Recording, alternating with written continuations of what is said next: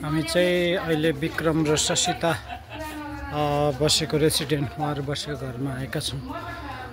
ससिता बेगा स्वर्गवास हुनु भइसके पछाडि हामी पहिलोचोटि हाम्रो टिम चाहिँ उहाँहरूको घरमा हामी आएका छौँ र उहाँ हाम्रो भाइ विक्रमलाई सन्ताउन दिनको लागि हामी यो एरियामा आइसकेका छौँ। हामी उहाँलाई आज भेट्नेछौँ, सन्ताउन दिनेछौँ अनि प्रार्थना गरिदिनेछौँ। उहाँ बसेको घर यही हो र उहाँको कोठा यही हो। हामी अहिले चाहिँ उहाँ बसेको घरमा पसिसकेका छौँ, पुगिसकेका छौँ। हामी जाँदैछौँ। धेरै पटक आयौँ र धेरै पटक आउँदाखेरि बहिनी ससितालाई अस्वास्थ्य भए पनि हामी देख्थ्यौँ, तर उहाँ चाहिँ स्वर्गवास भइसकेको कारणले गर्दाखेरि अब अहिले चाहिँ हामी उहाँलाई देख्न र भेट्न सक्दैनौँ र पनि हामी आएका छौँ।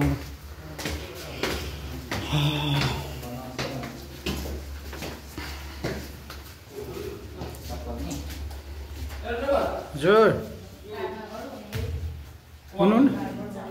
हुनुहुन्न रहेछ?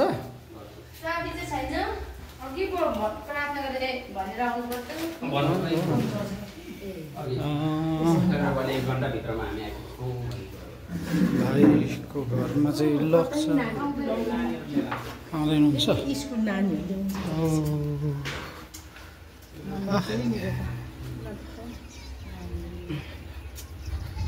ससिता यही बेडमा सुत्थिन्।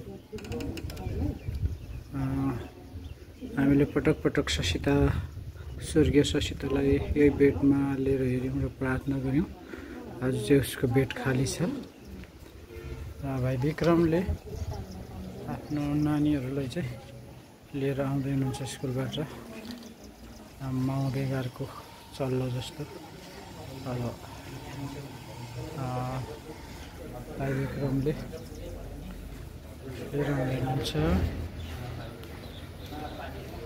ससिताको छोरा र छोरी त्यसै आउनुहुन्छ भाइ विक्रम।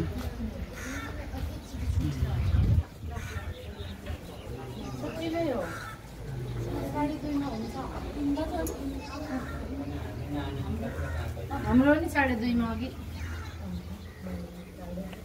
नानी हो बहिनी हुनुहुन्छ होला नि घरमा। उसले ल्याएर अहिले उता भाटपट्टि निस्केर ल्यायो खेलाउँदैछ। त्यही भएर नानीले थुप्रो बनाउनु किचन त्यहीँ छ कि किचन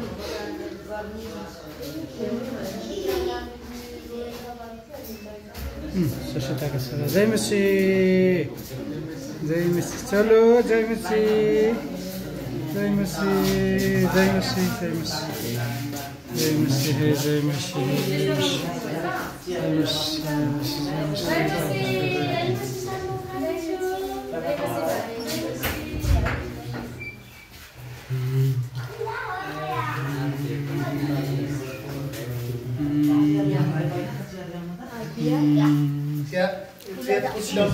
चियर त्यहाँबाट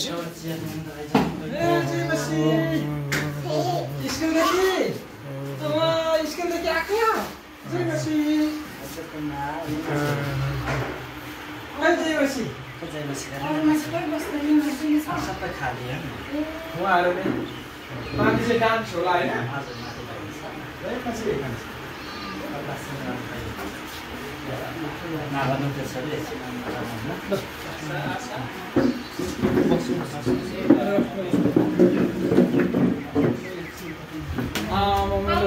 खेलेको थियो स्कुलमा।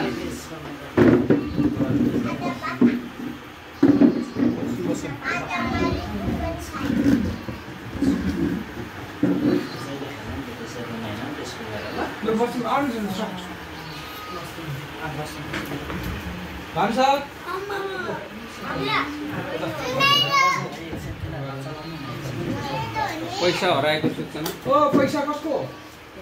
अच्छा बेबीको हो? बेबीको हराएको। बेबीको। ओ यस बेबी चलो बेबीको। हैन छैन।